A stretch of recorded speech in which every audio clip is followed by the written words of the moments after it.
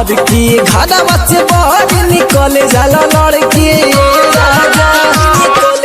हाय हाय हमर जो सुततानी से जे पहर की घरवा से बाहर निकले जाला लड़की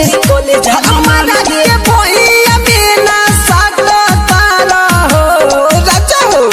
हमारा के भैया बिना सकता रहो ए राजा हो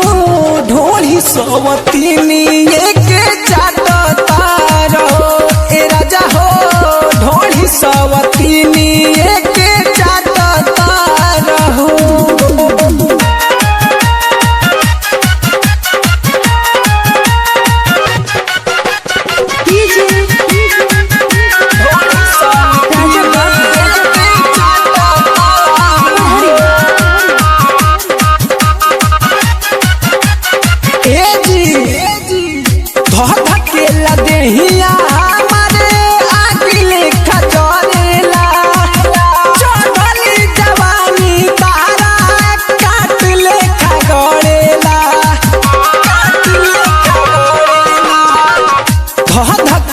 देहिया हमारे आगे लेखा जोड़ेला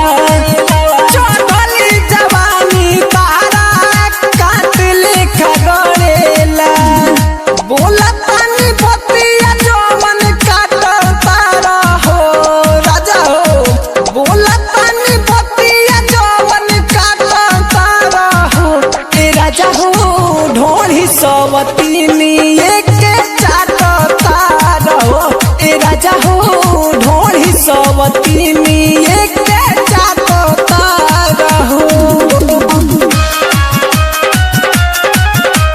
Mixed by Inter Studio Kalbala Bazaar DJ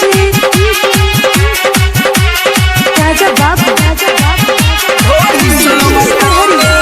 के चाटता रहो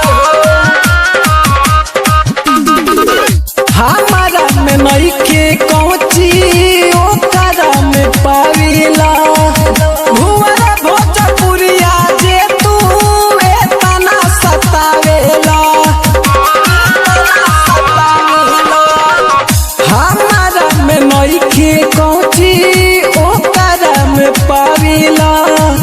भुवरा भोजपुरिया जे तू एतना सतावेला राइट